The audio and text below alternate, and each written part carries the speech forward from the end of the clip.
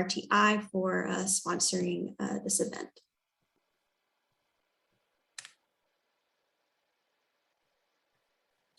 With Jill, if I could pass it on to you.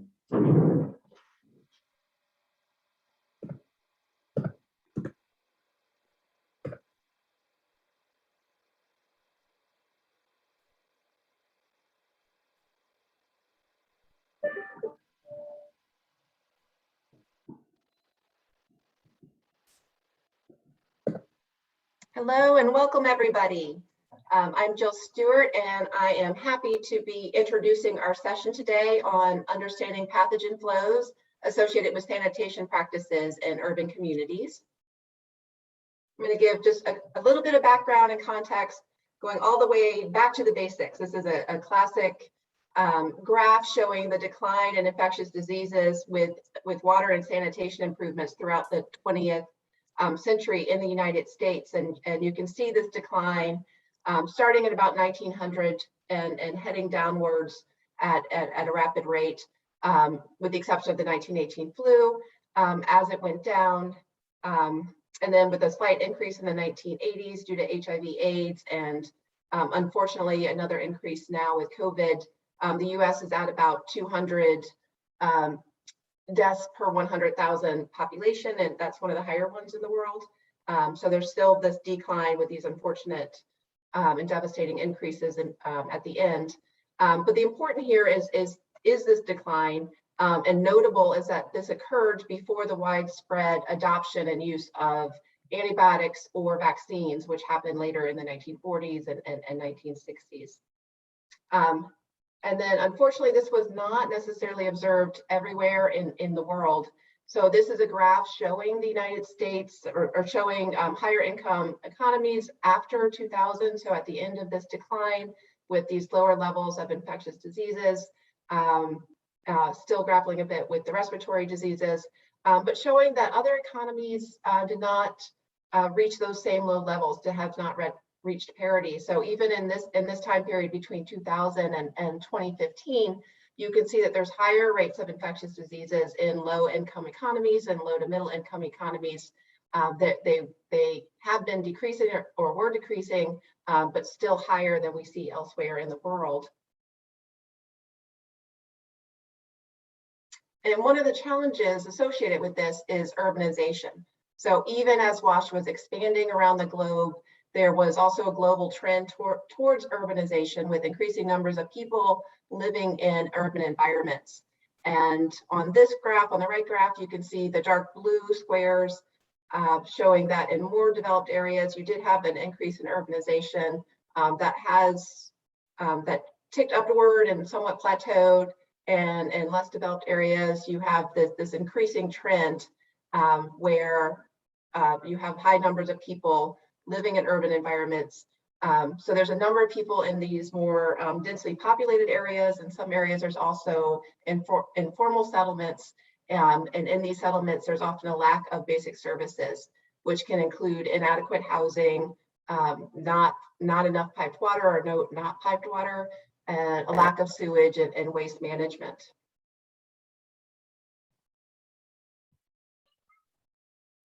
So the issue of water and sanitation and trying to improve this was recognized in the Millennium Development Goals and the Sustainable Development Goals.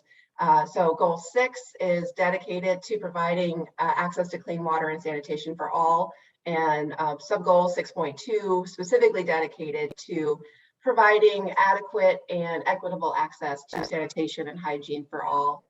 There have been a number of discussions around appropriate ways, what this may look like and what are appropriate indicators. It's been a real privilege and very interesting over the years to attend this conference and hear some of the shifts in conversation and ongoing discussions about appropriate indicators for these goals. Early on, there was a real focus on use of improved sanitation and particularly around improved toilets, and what that may mean, and whether or not that could be shared facilities and different definitions of improved. But with increasing conversations around and recognition that it's not about just putting in different toilets or technologies, but really thinking more holistically about where is the waste going? Is it being treated, and is it, if there's waste, but if it's straight piped out to an open drain and your neighbor or somebody downstream may be exposed, then that can still be an issue, obviously, from a public health standpoint. And so now the indicators and conversations, and this week I've heard some good chats about this, are around providing safely managed sanitation services and ongoing discussions about how best to provide that and what that can mean. I think in all cases, it comes back to these key questions and trying to prevent disease. And one of the reasons that I'm couching this in terms of infectious disease, but one of the key questions really is, are there pathogens in the waste? Are the pathogens in the waste being treated or contained? Or are they being released to the environment where they can infect others?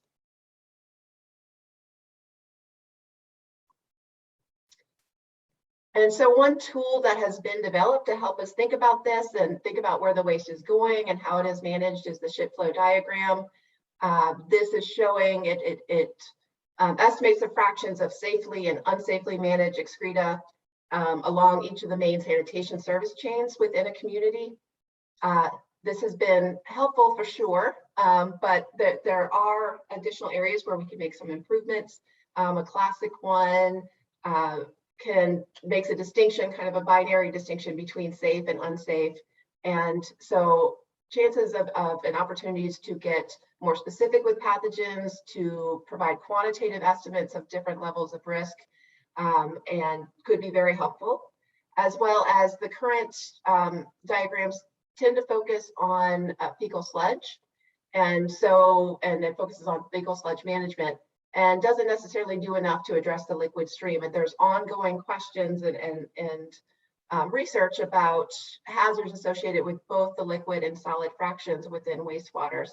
So there's certainly opportunities for more relevant indicators and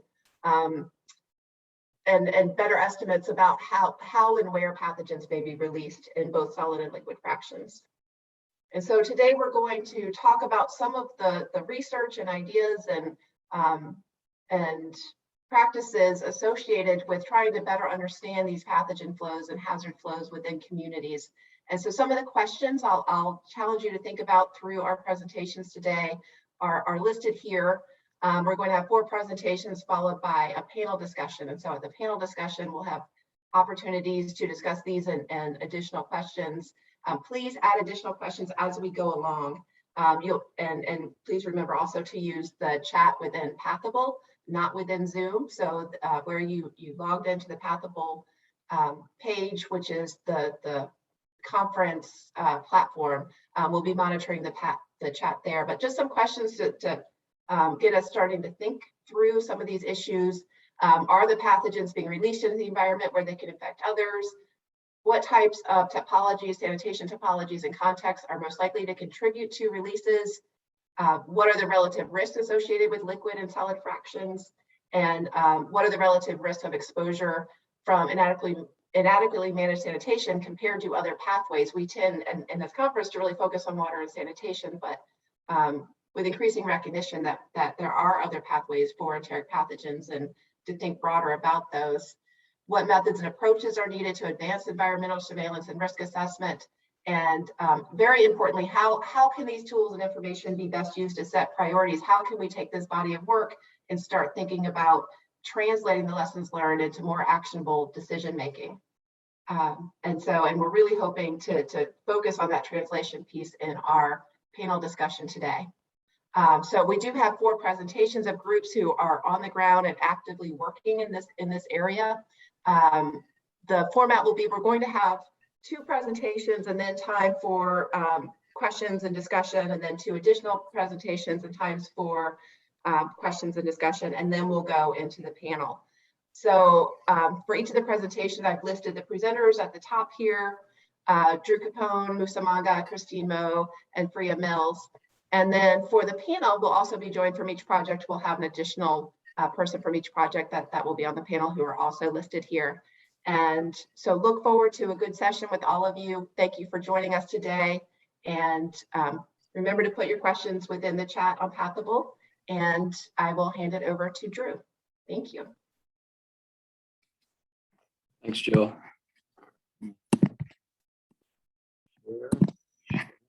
Okay. See my screen, Jill? Yes. All right. Looks Good morning, good. everyone.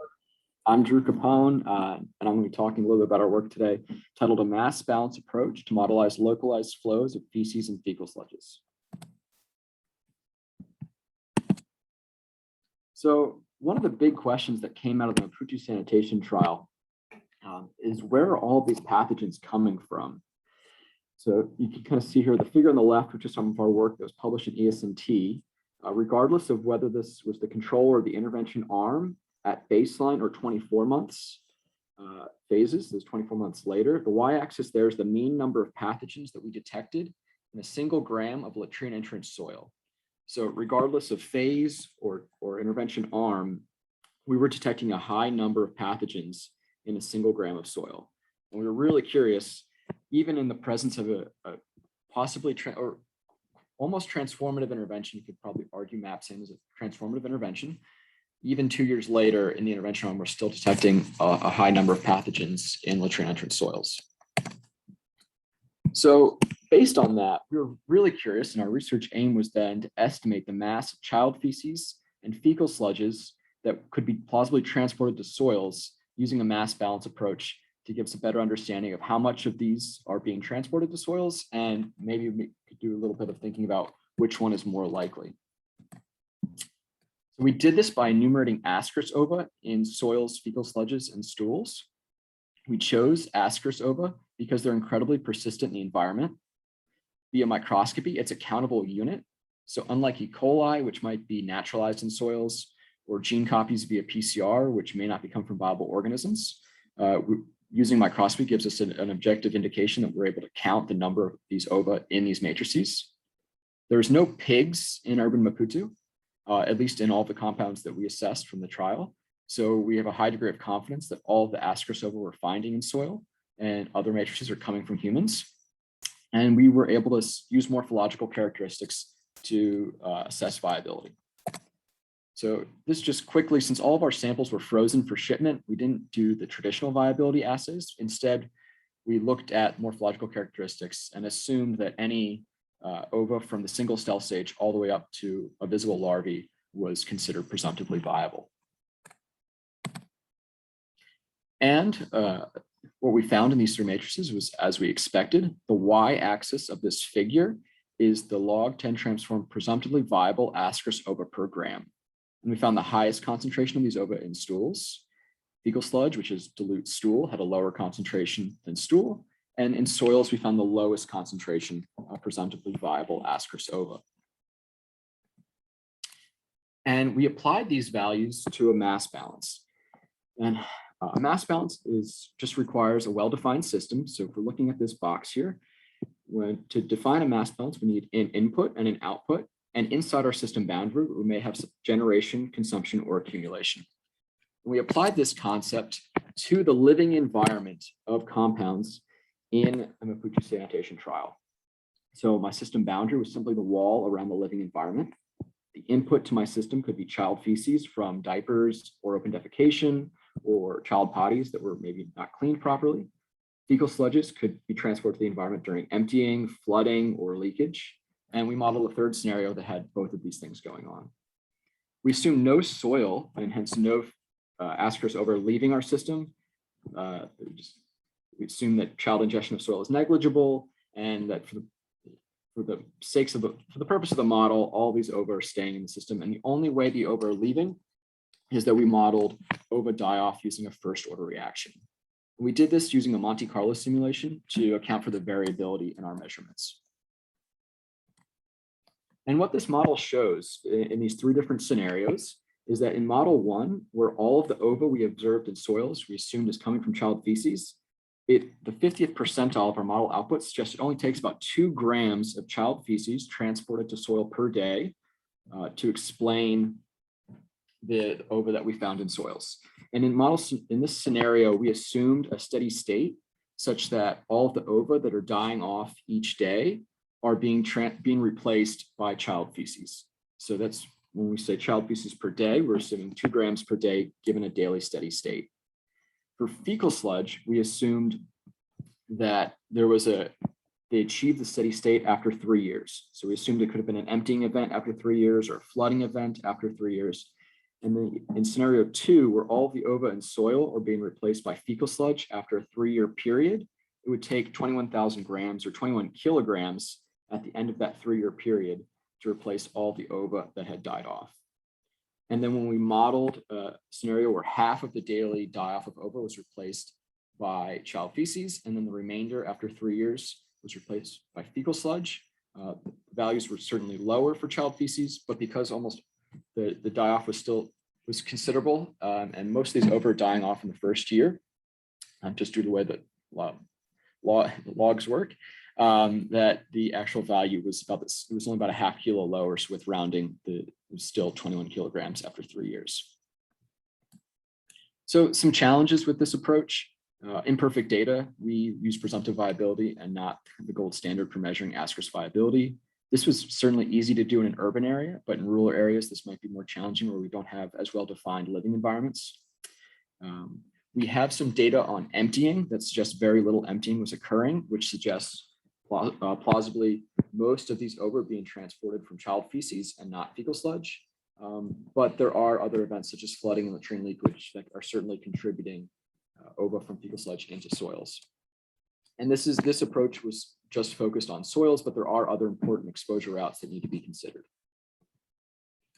So I think the public health application of this approach is it suggests we might need near perfect adherence to reduce pathogens in the environment. So even in the presence of a nearly transformative sanitation intervention like the MAPSAN trial, even a small amount of child feces being transported to the living environment per day is enough to spread a substantial amount of fecal contamination and pose a high level of infection risk for children and adults living in this area. We could also use this to kind of estimate fecal loading from other pathogens, which might allow us to assess the effectiveness of interventions. And as we're assessing pathogens in the environment, there's the potential to be using all these measurements for quantitative microbial risk assessment. Something else we have thought about is by looking at ascaris, which are anthropogenic, ascaris lumbricoides, which is anthropogenic. We could also look at, say, Toxicara or Ascaridia galli from chickens and poultry, and estimate loading from animals and humans and compare what the difference in the loading is between animals and humans. So just to summarize the progress in this area and where I see the field going, historically, we've used fecal indicator bacteria to measure fecal contamination. The field is now moving more towards pathogen detection. I see our mass balance approach complements that work in that we're able to look at where these pathogens are coming from and estimate their loading into the living environment. Using these data then for QMRA allows us to estimate risks of infection and illness, which will then inform public health strategies to control those risks. Thank you.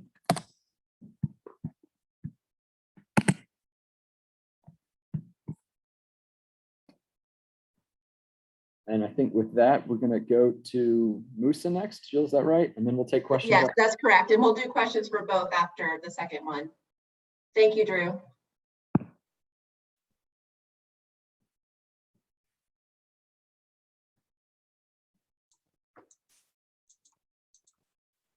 Can you see my screen? Yeah. All right. Thank you so much, Drew, and thanks so much, Jill. In today's presentation, I'm going to focus on understanding how well do sanitation technologies intercept release of pathogens to the environment.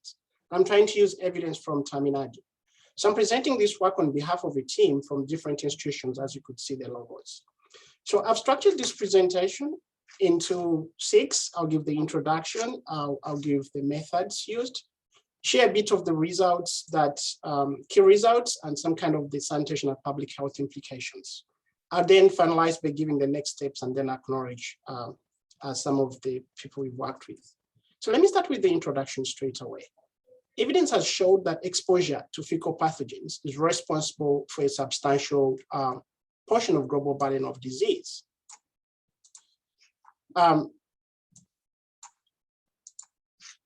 And the World Health Organization and UNICEF, through their GMP, they actually came up with an indicator of safely managed sanitation services. And this calls for looking at safe management of human waste from along the sanitation service chain. That's from containment to reuse and disposal.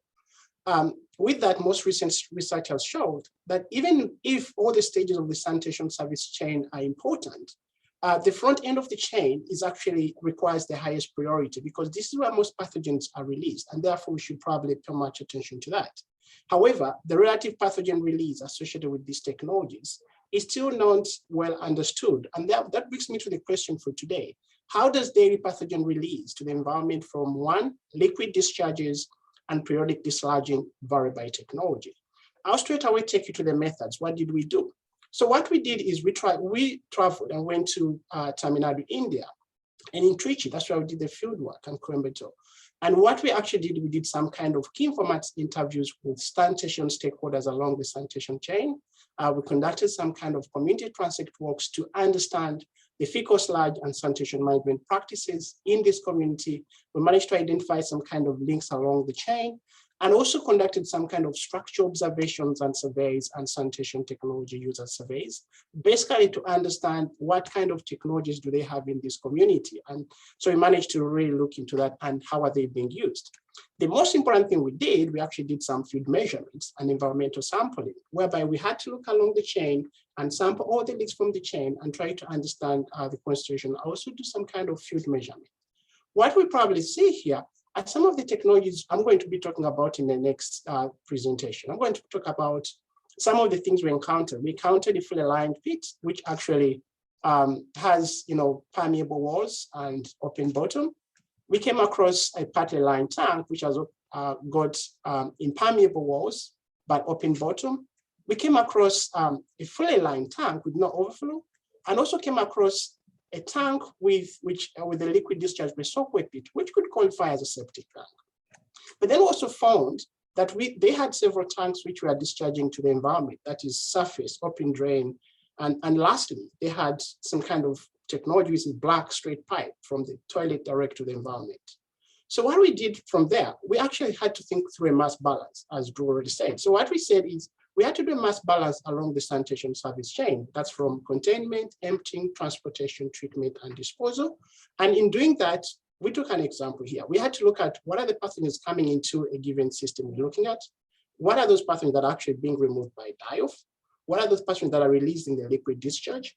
What are those that are released by dislodging to the next part of the chain?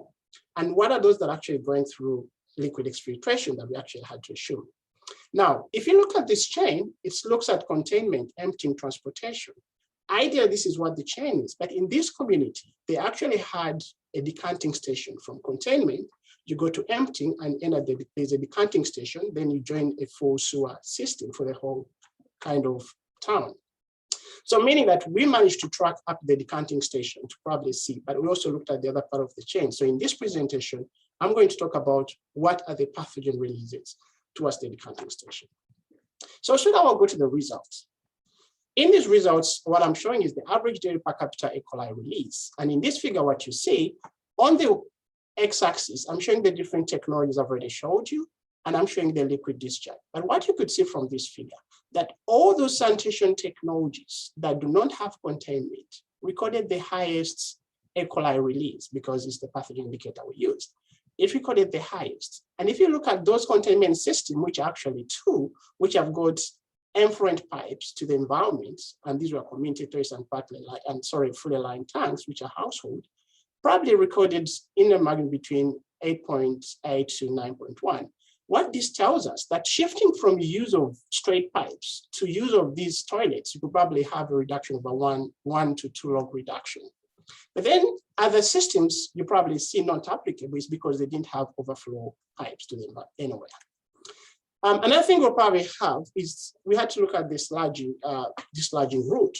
If you see here that these kind of systems that do not have containment, we actually put not applicable because they don't have containment. And we looked at all those systems that had a kind of containment that actually require dislodging.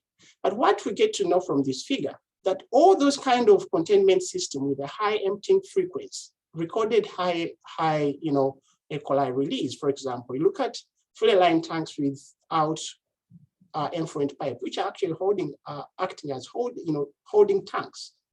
They had high frequency and therefore they released more E. coli release compared to those. And what we tend to see are that those tanks that actually store waste for a longer time have actually got the potential to inactivate and reduce on the pathogen.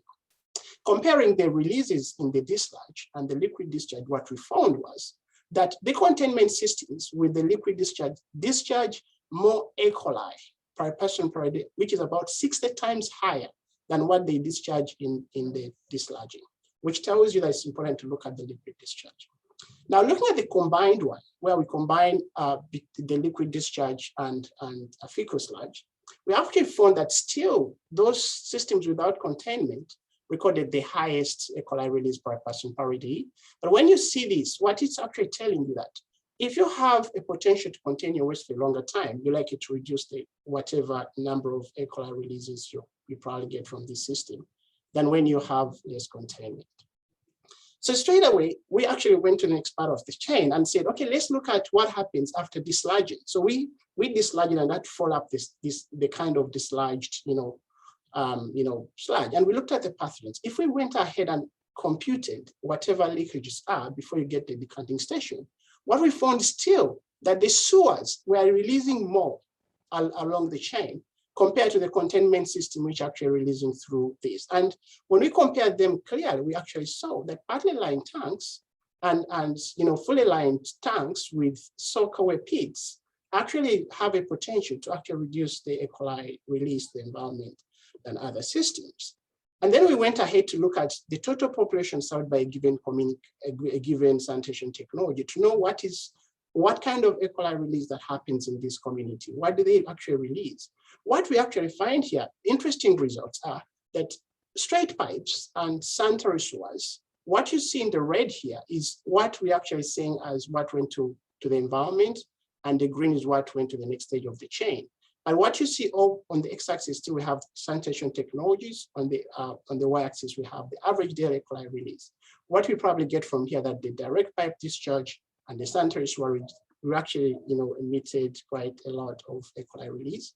By looking at the technologies themselves, you probably still find that fully lined tanks with overflow to environment and the community toilets with overflow to environment still release a high E. coli to the environment than other systems, which tells you that management of the liquid fraction has a kind of potential to reduce on E. coli release.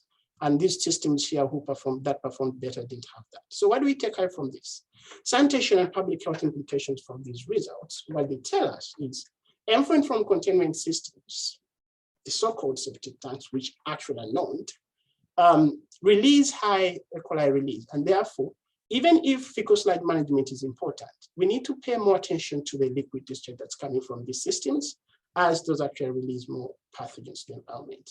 Two, safe containment of excreta in the system actually has a potential to reduce the E. coli release when you compare to other systems. And three, extending sewer is okay, but the most important thing we should actually focus on, how do we operate them very well to minimize on the leakages, because every time we release the leakages from these sewers, we actually release more pathogens to the environment. And lastly, community toilets that actually we saw because of the high emptying frequency, we actually need to be able to have proper maintenance and operation because we're actually releasing more kind of E. coli releases.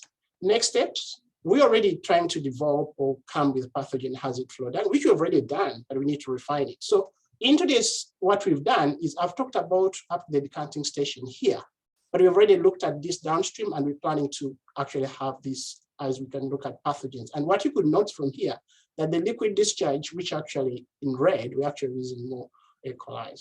Thank you so much. I need to acknowledge people we've worked with, the founder, team at UNC, team at Leeds University, IHS collaborators in India and PSG, and Trichy State Corporation. Thank you so much. This work has been written up and is coming out soon in a manuscript that we finished. Thank you so much.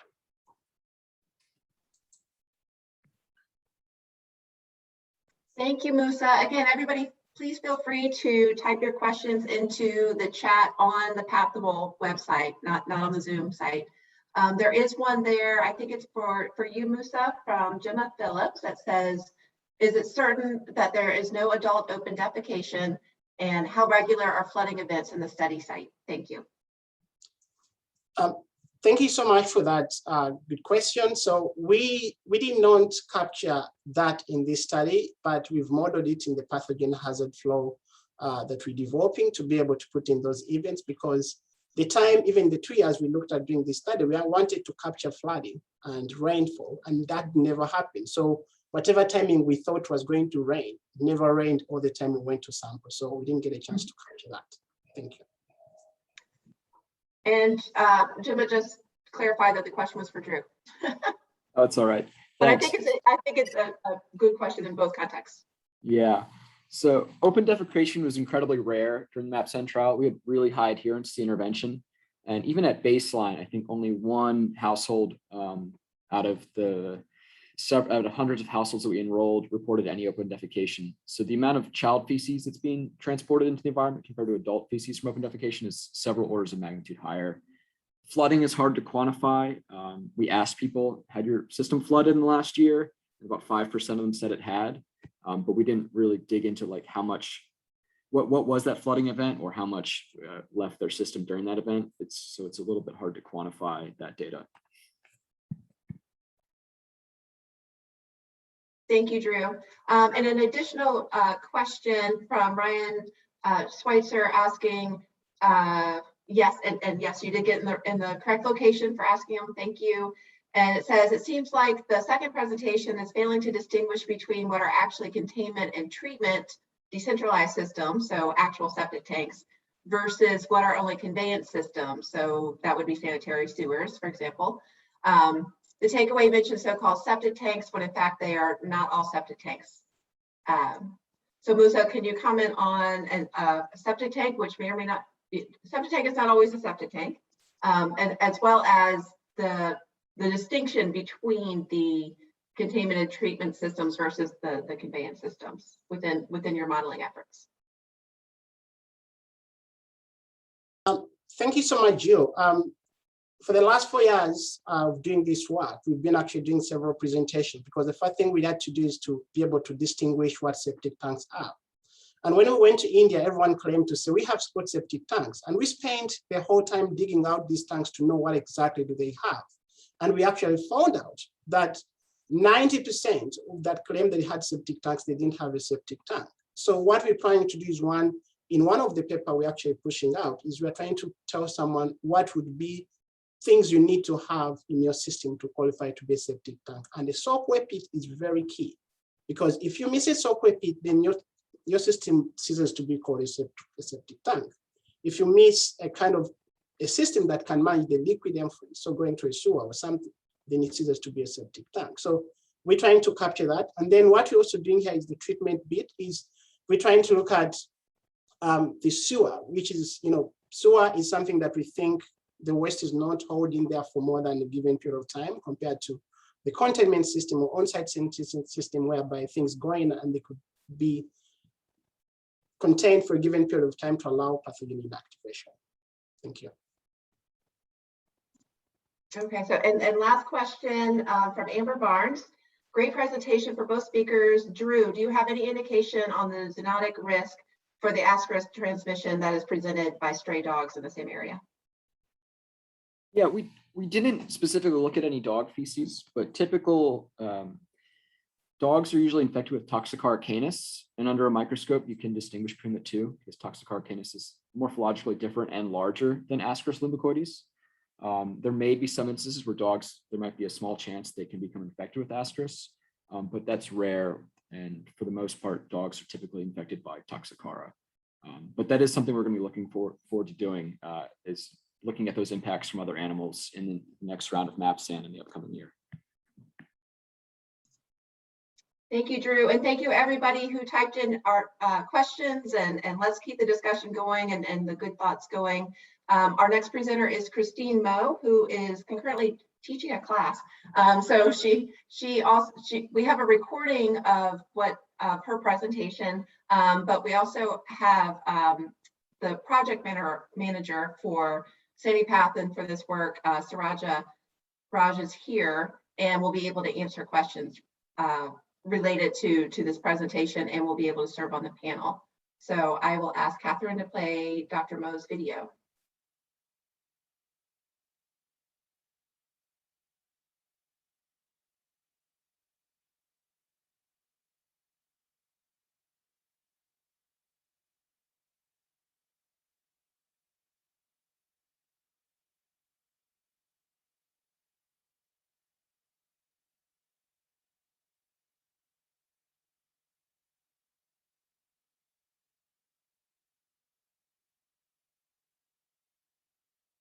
Right, sorry, my screen froze for a minute, but I think everything's working now. Know if This is Christine Moe from the Center for Global Safe Wash at Emory University. I would like to thank the organizers of this session for giving me the opportunity to discuss our research to detect Salmonella typhi in environmental samples in a large study in Kolkata, India. First, there are a couple key features of typhoid fever that I want to bring to your attention. It is caused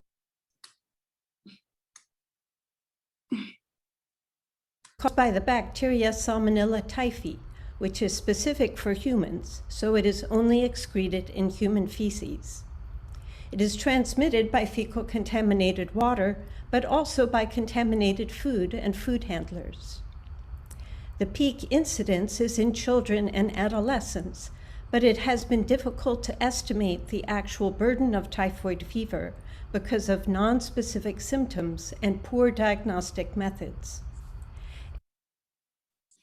And there is a new typhoid vaccine that is supported by Gavi for use in endemic countries, but they need to prioritize which countries receive support based on estimates of disease burden. Our study had two distinct parts with different objectives and designs. The common aspect is that we were analyzing environmental samples for Salmonella typhi, but the types of environmental samples we tested and the reasons for testing them were different. One part of this study was using environmental surveillance as a way to determine the burden of typhoid fever in Kolkata in order to make decisions about prioritization of typhoid vaccination resources. The other part of this study was to do an exposure assessment using our SaniPath approach to understand how adults and children were getting exposed to Salmonella typhi in the environment, and to identify the important transmission pathways to target for interventions. In this environmental surveillance study, we were only collecting and testing wastewater samples. We collected weekly more swabs from 13 sewage pumping stations that covered a large portion of Kolkata, and we estimated the catchment area for each of the pumping stations as you see in this figure. We used several different methods to concentrate and enrich Salmonella typhi in the wastewater samples, and we detected Salmonella typhi using a duplex qPCR that was specific for Salmonella typhi. For the exposure assessment study, we were able to complete the study in 2 neighborhoods before the pandemic hit Kolkata. Using our SaniPath approach, we collected information on exposure to a range of different pathways by asking adults and children about their behavior using 3 types of surveys. We also conducted structured observations on child care practices and food preparation practices in 48 households. We collected a range of environmental samples from the public domain and within the household. This included open drains, surface water, bathing water, drinking water, flood water, raw produce, street water, swabs from public toilets, and soil samples. And we tested them for indicators of fecal contamination using E. coli and somatic coliphage, and for indicators of human-specific fecal contamination using Bacteroides phage culture methods. And we tested all the samples for Salmonella typhi by enrichment and duplex qPCR. Here is a quick summary of our results for the environmental surveillance part of the study. We detected Salmonella typhi in a whopping 86% of the more swab samples that we collected from the sewage pumping stations across the city.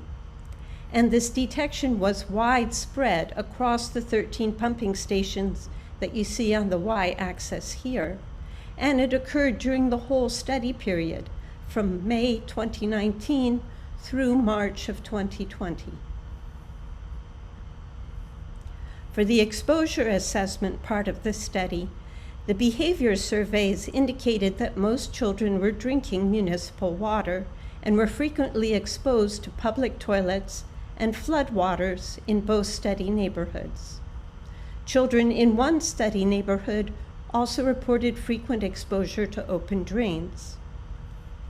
In the environmental samples, we saw high levels of fecal contamination in several environmental pathways as measured by E. coli concentration, especially in open drains, raw produce, surface water, and street food.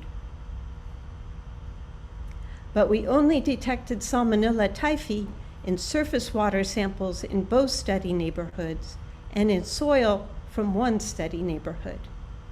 Also, in samples collected during the structured observations, we detected Salmonella typhi in 3 samples from food preparation areas. In terms of challenges, I would say that this is one of the most difficult studies we have ever done for many reasons. One major challenge was that we needed to do a lot of methods work to develop and validate methods for Salmonella typhi detection in a wide range of environmental samples. We also needed to understand our limit of detection in these samples, deal with potential inhibitors, make sure that we were specifically detecting Salmonella typhi and not other enteric bacteria, and develop and try enrichment methods to increase our detection sensitivity for different sample types that were repeatedly coming up negative. And also, we had to end the study prematurely because of the COVID pandemic. What did we learn from the 2 parts of this study? Well, first, we demonstrated that environmental surveillance could be used to indicate the burden of typhoid fever. There was widespread detection of Salmonella typhi at all the pumping stations throughout the entire sampling period. And the wastewater surveillance results suggested a high burden of typhoid fever in Kolkata. And this was consistent with an estimate from 2 years of active clinical surveillance of 6,000 children in 2 wards. So the results may be used to advocate for early childhood typhoid vaccination in Kolkata. Also, the Moore swabs were easy to deploy, low cost, and more sensitive than the other types of wastewater samples. For the exposure assessment study, even though we detected widespread fecal contamination based on the E. coli results, we only detected Salmonella typhi in surface water, soil, and a few household food preparation areas. Yet, the wastewater surveillance indicated a high occurrence of Salmonella typhi in wastewater.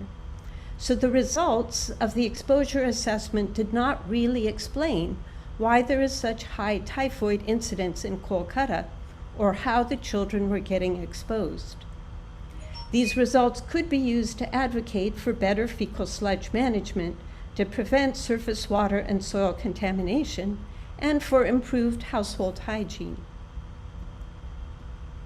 Finally, I want to acknowledge the efforts of many people at Emory that worked on this study and our great collaborators at the National Institute of Cholera and Enteric Diseases in Kolkata and at the University of Brighton.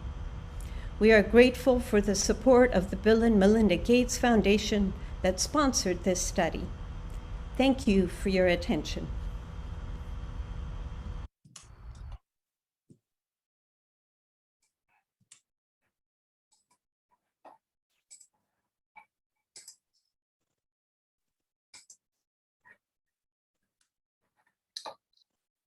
Thanks, Christine. I'll follow on now with a presentation that also involved Emory University.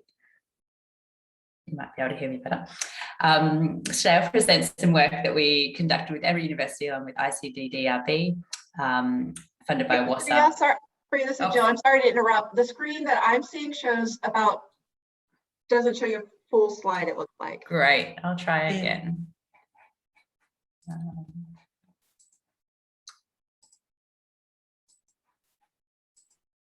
Sorry. for that. Is that better, Jill? Yes, thank you. Thanks very much for that. So today I'll present systems modelling of pathogen flows to inform sanitation decision-making and its application in a low-income community in Dhaka, which is similar to the, I guess, the conditions that Musa presented, but quite different to those from Drew's presentation. So sanitation aims to protect public health, but in fact, in decision-making, we're rarely using the information about pathogen health, about health risks in how we're deciding between what sanitation solutions we use. From an engineering perspective, we're increasing our understanding about where sanitation systems are failing and where flows might be discharging untreated to the environment. At the same time, recent improvements in environmental surveillance have advanced our understanding of pathogens in the environment and the health risks these pose. But how can we bring these together? To understand sanitation monitoring and environmental surveillance to inform decision-making is complex. This research applied a systems modelling approach to support the analysis of this complex situation and provide a means to evaluate potential health risks reduction of various sanitation improvement options in order to support decision-making. As you can see, the context is quite different to that shown by the pictures of Drew Mafuto.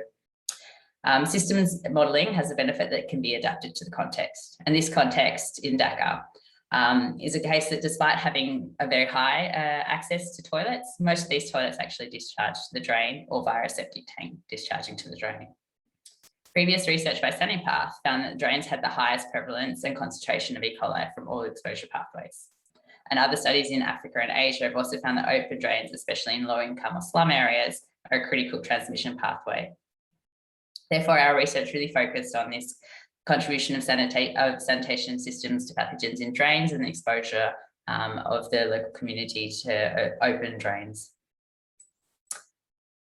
To develop the systems model, we focused on a small study area of 4 roads and 5,000 people, 24% of which used septic tanks discharging to the drain, and the rest were using just toilets discharging to the drain. This site was chosen because it had no upstream inflows, so all of the data was based on the sanitation systems generated within the site. We developed a model that could couple a fate and transport submodel with the exposure and risk submodel, and included data collected from site from questionnaires, census, and septic tank assessments. The predictions from the fate and transport submodel were validated with measured pathogen concentrations from 5 pathogens and E. coli, taken from 150 samples from sanitation systems, open drains in the sediments, floodwaters, and also the downstream canal. 8 sanitation improvement options were modelled, considering both well-managed and poorly managed systems, given it's not just the infrastructure, but the management of sanitation that leads to pathogen releases to the environment. Based on the predicted pathogen concentrations in different exposure points for each option, we applied a QMRA to estimate the overall disease burden in terms of disability-adjusted life years to compare the options. Here we see the comparison between the different sanitation improvement options, including both managed and unmanaged systems. You can see the M and UM down the bottom. Compared with the base case, which is shown here, sanitation's options reduce the DALY by 72 to 100% for managed systems and 18 to 91% when poorly managed. The highlighted options there are the 2 on-site options, showing that even if the entire study area used septic tanks or ABRs, given they still discharge to drains, there remains significant risk to public health. This risk is evident when we zoomed in on the pathogen discharges from septic tanks. We assessed the use and function of septic tanks in the study site and confirmed that while they were connected to 2 toilets and serving 25 people, the tanks were mostly operating within design criteria. The log reduction compared with an estimated influent concentration was between 0.6 and 2.3 log, which is at the upper end of values given in literature.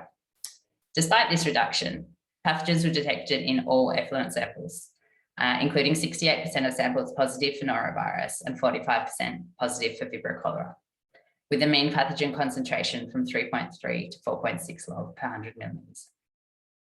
Given these were recently built septic tanks and many others globally are promoted as improved sanitation options, it is evident that without the critical step of soak pits or infiltration systems, these systems pose a significant risk to public health, particularly in areas similar to Dhaka, where high density, open drains, and frequent flooding increases exposure to these pathogens. Going back to the systems modelling approach and thinking about scaling up. This can be a feasible and customisable approach to consider the relative health impact of different sanitation options across various contexts, and stands as a valuable tool to guide urban sanitation decision-making. It was evident from the septic tank effluent data and modelling results that septic tanks and ABRs discharged into drains are not adequately reducing public health risks and require further effluent treatment. The modelling also provided means to highlight the impacts of poor management and service delivery that increase the potential of all systems to different extents. This approach also provides a means of health risks to be quantified, which allows them to then be included in other planning decision tools and options analysis. Moving on to the challenges. First, looking at the system modelling challenges. Modelling parameters such as is one area of uncertainty, with uncertain limits of detections and our assumptions that all detected pathogens were of human origin and 100% ineffective. Model validation was also a challenge, as sensitivity, and found that sensitivity to log reductions required much more data on really the certainty of log reductions in different sanitation options, and particularly around the management conditions. The system model boundaries meant that we didn't look at where the pathogens were discharged outside of this catchment, which means that downstream exposure to these pathogens and also the effect of different treatment options were not considered. So when we're really looking at scaling up, we could expand the scope of the model to really include what happens to the pathogens and discharges outside of the system, and also importantly look at other transmission routes. As we know that, say, exposure to soil was something that might be considered in other areas, and in some other places, the exposure to the groundwater and things like that could be included in a systems model. On the other hand, this study really highlighted that there's huge gaps in our understanding of pathogens in on-site sanitation systems. This includes the log reduction of sanitations, particularly those in practice, not just in lab conditions. The pathogen split between the sludge and the liquid, the effluent layer, which Moose has found some data on E. coli, but we really don't have any information on the split of other pathogens between those two important streams.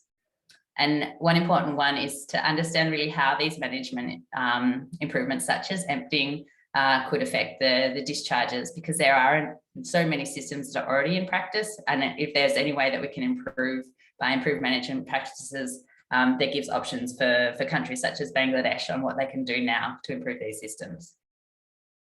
It comes back really to the conundrum that there's really limited number of options for on-site sanitation when the soil conditions are not suitable for infiltration or the density, as is the case in Dhaka. And also leads to the need for further research on the feasibility of different conveyance and treatment systems for dense urban areas, such as in Dhaka and other low and middle income countries. Lastly, we must also reflect on what level of risk is acceptable, and are incremental improvements, such as septic tanks to drain, justifiable if they're part of a longer term solution. We've produced already 2 papers on this research, so you can look those up to get some more details, and we'll hopefully have another one coming up later this year on the septic tank findings. And so thank you to the large team that was part of this work. I'm only one part of a very large team, and Nuhu will be on the panel later to answer some of your questions. Thank you.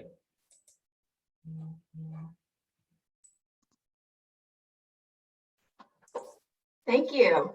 And so if there are any questions, please type them into the box on Pathable, into the chat on Pathable. We'll have a couple of questions for the last 2 presentations and then go into panel.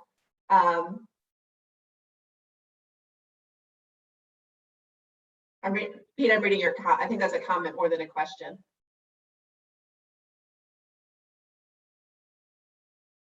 I think it's a question. I mean, I'd like a response to the comment or a concern, which is, from my experience, the epidemiology is really tricky. That's all.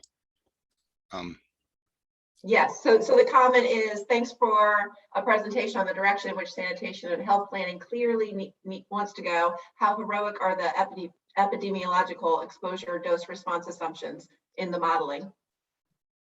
I think a large part comes down to the efforts that Emory and others have made to better understand exposure. Emory was part of the work, and the SaniPath approach informed the exposure risk model.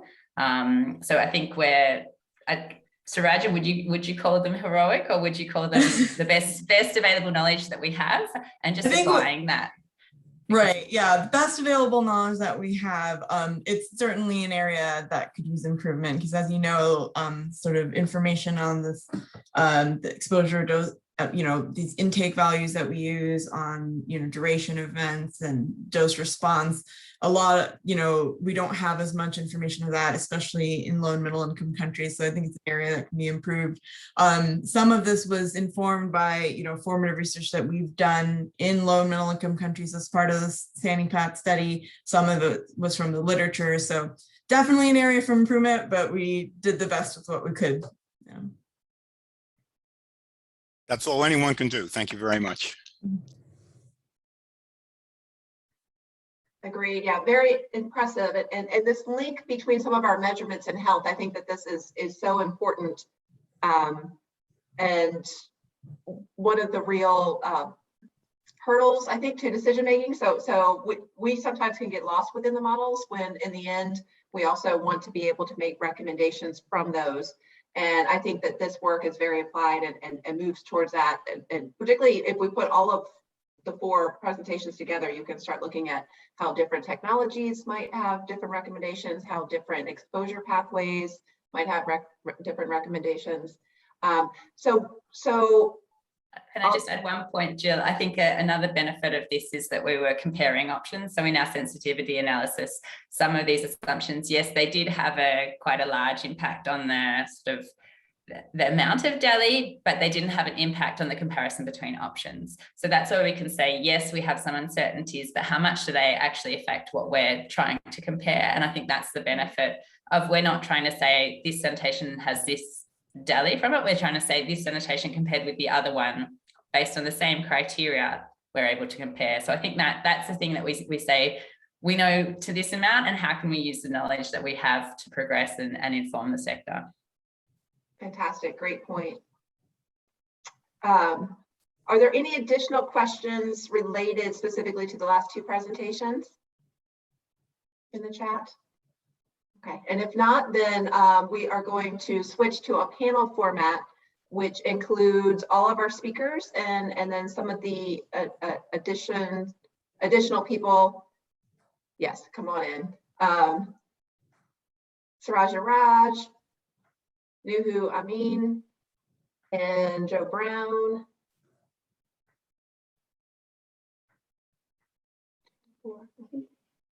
Okay, great. So welcome everybody. And again, for all the participants, please feel free to type questions within the chat.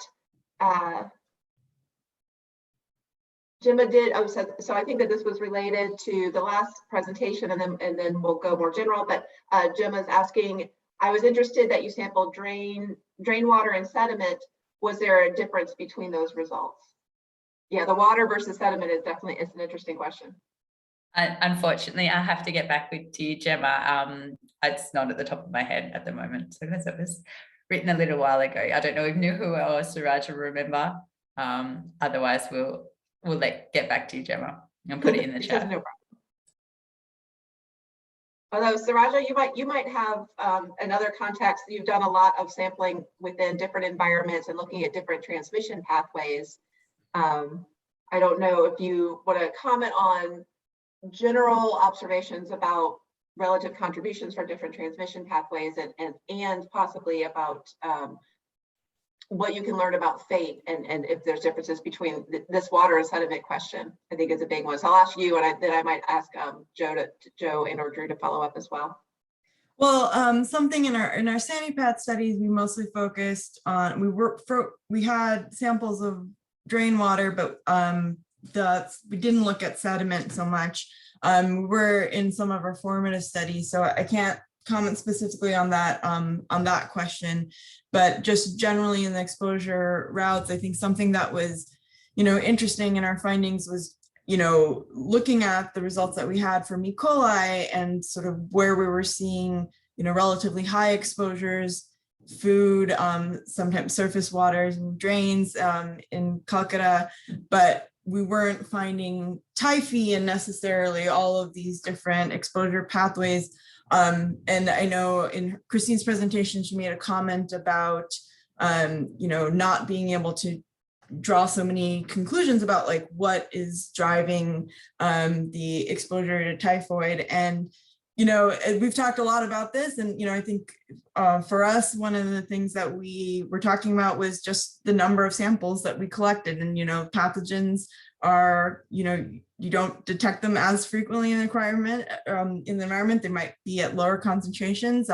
We did our best in terms of the sensitivity of the assays. In Christine's presentation, she mentioned our enrichment process. So we really tried to kind of optimize for the detection of these things, but it might just be we need to collect more of everything to be able to see, what's really going on with the pathogens in terms of exposure. Yes, thank you for that. Absolutely, I think sampling for particular pathogens can be much more challenging than E. coli, although hopefully it can tell us good information. Joe, do you want to comment on a final comment on the water versus soil? And then I might also ask Nuhu about, I'm going to take that and transition to this discussion about solid versus liquid fractions in the waste itself. I don't have much to add to that. I mean, Suraj's answer was great. I mean, I think in these environments we tend to find things that we're looking for if we look hard enough. And so I know in the MapSan communities, Drew can comment on this if you want to. Most of the pathogens that we observed in the stools from stool samples of kids who were enrolled in the study, are widely represented across the environmental media in the places these kids are living. So it all speaks to there being many pathways at play in these complex environments, and I think that's going to be a challenge not only for representativeness of microbial testing data, but certainly it speaks to the central challenge of the role that these the interventions will have in controlling exposures, because exposures are coming from many pathways.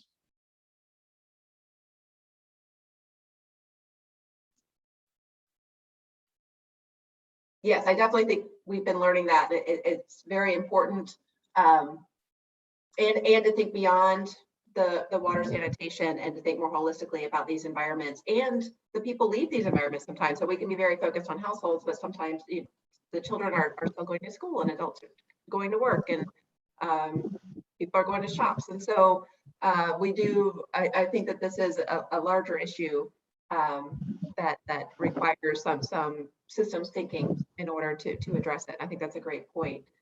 On the sanitation, well, so Nuhu, I did, as long as we're talking about the water versus soil, it does remind me and brings up this issue that is kind of woven throughout here, but there has been a real focus on the solid portions of waste and around fecal sludge management. But both your presentation and Moose's presentation and others have shown that there can be health risk and pathogens detected in these waters. Can you comment a little bit about the potential risk associated with the liquid fraction and thoughts about relative risk and importance of looking at both, perhaps? Yeah, thank you, Jill. Actually, for our case, we have actually quantified the pathogen for soil and for the liquid separately. So soil actually is for per gram and liquid is per graph sample. So we cannot actually compare correlate with each other because these are different parameters. But like if I just say you like in different, like we have explored 4 to 5 samples, and those 4 to 5 samples had different type of contamination in soil and liquid or wastewater. So for example, in soil, Vibrio cholera was really predominant, but in wastewater that is low. So different pathogen had different exposure in soil and liquid samples. And if you say like risk of children in low-income urban communities, if you say it's like for all like soil and also like water, similarly, I would say they are risky and exposed to both of these things, because like from our key informant interviews and also like other interviews in the slum, we have found that children actually are often get in touch with this exposure and very frequently get sick. And we have some photos in the presentation that Freya shared, that children are eating at the drain in the low and income countries, and which is very common. They're playing in the rain while the drain is overflowing. So the risk of like exposure with a different type of like samples and different type of environmental exposure really high for low and income countries, urban areas. Thank you. That also brings up the point, and this is something I know Musa and I have talked about this, and I'm sure all of us have thought about it, but it can also differ by different pathogens, right? And Sraja kind of alluded to this before as well. It's difficult to detect these pathogens, but it very well may be that the viruses are more likely to go to liquid fraction and bacteria to the solid ones, and that, yes, and you'll have protozoa more in solid fraction. So trying to think through that, I think that there could be different risk, and it could be very pathogen specific when looking at solids versus liquids, and as well as their fate in the environment. Yeah, I can take that question a little bit, because Jill, we have also used the auto like sample collecting. I just forgot the name of the sample collector. So we have collected sample from different layers, and we have analyzed that differently, like middle of the sludge, effluent, and also like bottom of the sludge. And we found, yes, like virus is actually floating on the effluent, and you can get more virus in the septic tank effluent in ABR rather than in the sludge and the bottom of the sludge. And also like first versus last tank, septic tank chamber was also like crucial. So there are like huge area of research that we don't know about what is going on over there. So this was very like small amount of like sample we have tested from on-site sanitation. So hopefully in the future we have planned to actually go more understanding for this. And I'll just chime in. I think, as we've talked a little bit about, is why quantitative microbial risk assessment might be really valuable moving forward in this area, because as we've been chatting about, helminths are much larger than bacteria and viruses, and are going to settle out much faster. And we might be finding these pathogens in different places in the environment, but just finding them in environment, like Joseph, we're gonna find them no matter where we go. But QMRA allows us to kind of connect these pathogen measurements with health risk. And kind of what Freya did and what she was talking about is that if you can compare different scenarios or use QMRA to evaluate different interventions, you can do that in silico. And then if you're making those same assumptions, some of them might be heroic, like Pete said, but by applying those same assumptions, they sort of factor out, so that you can compare between different scenarios or interventions and then plausibly figure out what might be the best intervention for a specific scenario before you go and test that in a larger study.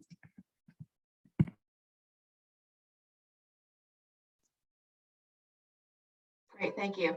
Did we get your comment in as well, Freya? You had unmuted for a moment. Yeah, I think the main thing is that we just need more knowledge about this. I think as we start to realize that, well, we've got risks that are happening both in the effluent stream and the sludge stream, and what risks do they each pose in different environments and contexts, as well as how do we treat them or improve them. We need to know more about what's happening in on-site systems. Really, their use is global. They're going to be continued to use, and it's just, I think the more that we're looking at this, and now that we have better measures that are able to be sort of applied in situ, and in countries like Bangladesh, they did all the analysis on site. Now we can start understanding this a bit better. So I think there's now a real opportunity to improve our understanding of what's happening, to then inform how we move forward for different contexts, as Drew said, considering what the best that we know now. Yes, absolutely. And Joe, I see you. but follow up on that, I also think it highlights, and I think all of these presentations did, the importance of being on the ground. So in other words, we can kind of talk abstractly about this or make models, and then once you're on the ground and you see systems in use, and people going about their lives and how things are working, it really makes you understand differently some of the challenges. And I mean, even just looking at the technologies, even the challenges with the technology is much less like larger challenges. And so the importance of being on the ground is so important to understand. And a lot of this can be very context specific, and thinking that, oh, this is how a septic tank works. I'm going to go back to this as a septic tank. It's not a septic tank, but if you're in your models, you're assuming this is functioning as a septic tank, and then it's not. Like, it's important to know that on the ground. Joe.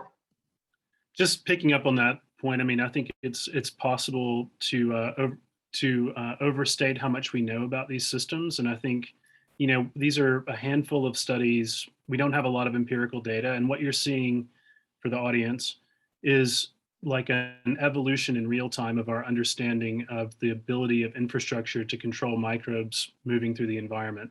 And what we're observing across studies is that they're everywhere, and many of our interventions are not, frankly, up to the challenge of controlling a lot of these pathogens. So this is, you know, hopefully highly valuable information. I mean, it leads us into some big questions around WASH and WASH's role in protecting against infectious diseases. But the thing that would help most is having more empirical data, more microbial measurements in the real world across settings to think about, you know, what we can learn from these tools. And I think what we're already learning, even from a handful of studies, is very impressive.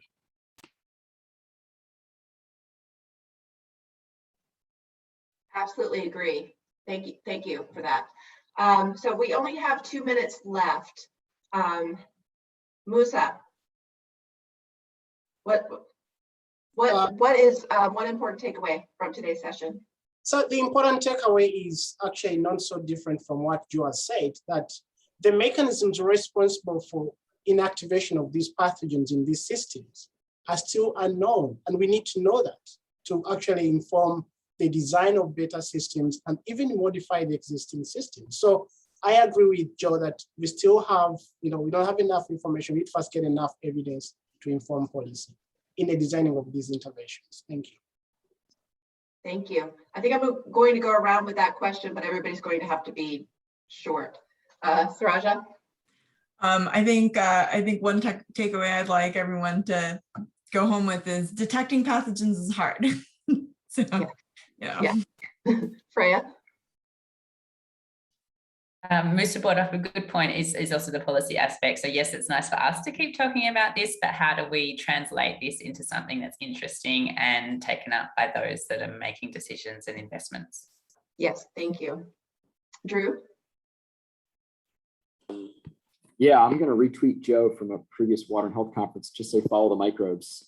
And that giving us more empirical data will allow us to design better interventions and then influence policy. Thank you. Nuhu? Robust sampling like strategy for future study, and also like understand more about these things. So that's I want from my country to actually understand more about this pathogen flows. Thank you. Last word to you, Joe. All great points. I would only say that from a microbiological point of view, everything depends on viability. So, you know, for the audience and for other people who are using these data, remember that DNA and RNA are not infectious, and their ability to tell us meaningful things about exposure risk is, you know, depends a lot on our assumptions. So never forget that, you know, our foundations in public health microbiology are built on culture-based methods, and we should continue to pursue those where we can. Oh, I said last word. Although we do know RNA degrades quite quickly, so I'm always impressed when we do find it. And assumptions, when yes. It's so hard to detect to begin with.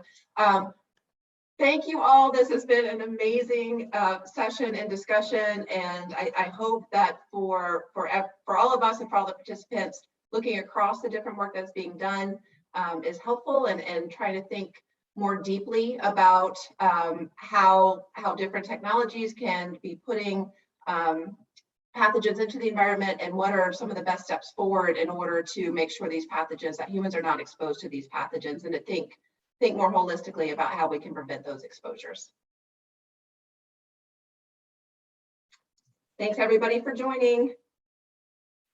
Yeah, have a good afternoon. Enjoy the conference. Thanks all. Bye. Everyone. Ciao.